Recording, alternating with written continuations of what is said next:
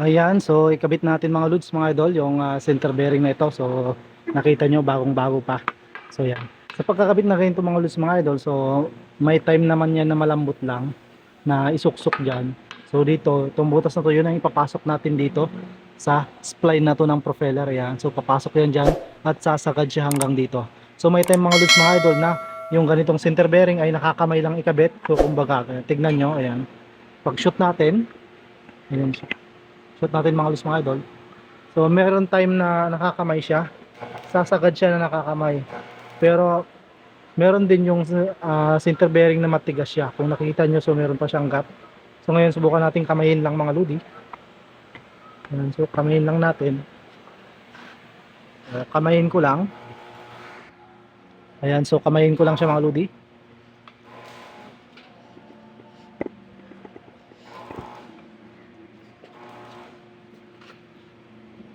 Okay.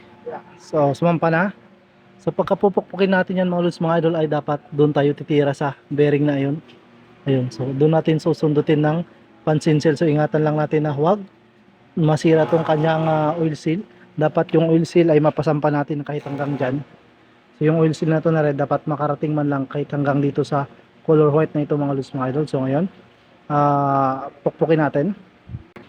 Ayan, sikabit natin mga lodi. So dahil ayaw sumagad, ayan, so, dahil ayaw sumagad dito, so kailangan makasampa yung oil seal dito. At syempre mararamdaman mo yan pag pinukpok mo. So huwag tayong pupukpok dito sa bandang labas. So gamitin natin siya ng ayan, special tubo. Suksok natin doon sa loob para pumasok. Para yung inner na corona ng bearing ang tawag ito, ang papasok doon sa loob. So huwag tayo dito sa labas dahil masisira yung ikot. Baka maganit na siya ikutin. So yan, saktong sakto, pasok na pasok. Yan ang pupukin natin hanggang sa sumagad. Pak master, anong bigyan niyo pak master?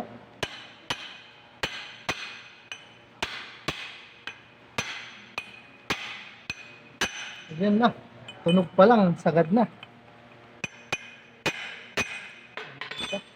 Yun o. Ayan siya mga lodi, so ayos. Yan, so makita nyo rito, so ayan na. So nakasampa na yung oil seal dito sa ibabaw na part. Ayan na siya.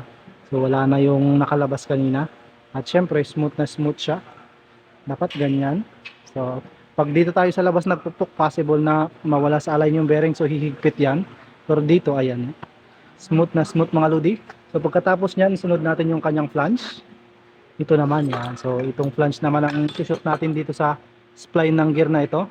Pero syempre dapat malaman natin kung paano kinakabit yan ng tama. Ayan. So pwesto natin mga lodi. Ayan. Yan, pakain doon. So namasa. Kung nakikita nyo itong flange na ito mga lodi, yan. So ganyan yung position niya. Dapat yung position niya, ganyan yung butas niya. So tanggalin lang natin yung tornilyo para mas maganda ipaliwanag. Dahil hindi natanggal ang kanyang tornicles mga lodi.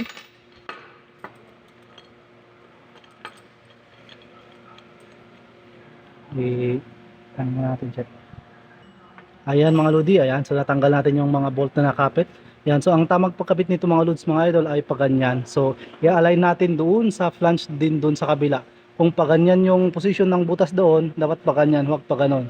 Dahil hindi magkakatapat yan, so magkakaroon ng problema sa pag-ikot. So possible na kumalampag o maingay ang tunog. Ayan, so kung paganyan, diretsong paganyan, dapat yung butas dito ay tatapat din doon sa butas sa kabila. So dito yan mga lods mga idol, ayan. Nakita nyo, dapat align sila. Pero dapat ganyan. Kaso di natin makita dahil may center bearing na, so tansyahin na lang natin na magkatapat yung butas na ito or magkatapat tong flange na to doon sa flange doon sa kabila mga lods mga idol. Ayan.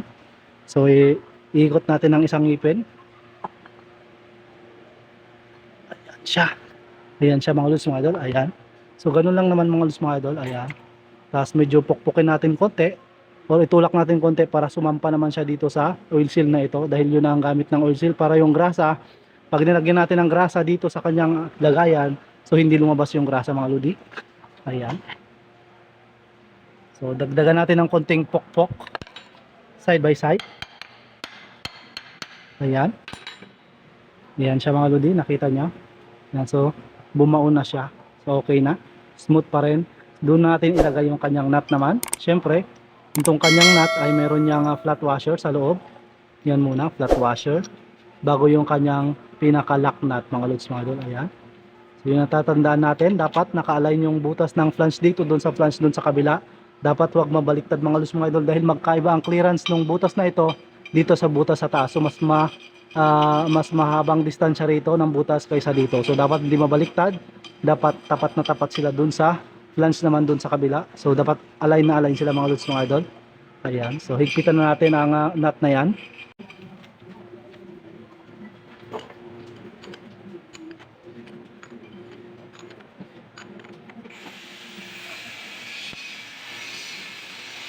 Ayan.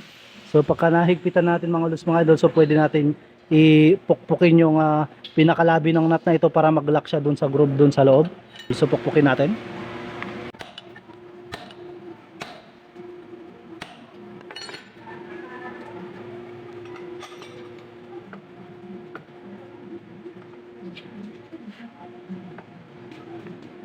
Dito naman tayo sa kabila.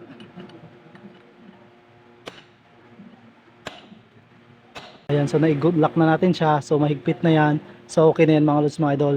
So ayos na ang pagkakabit natin ng center bearing. So di na yan mabubunot.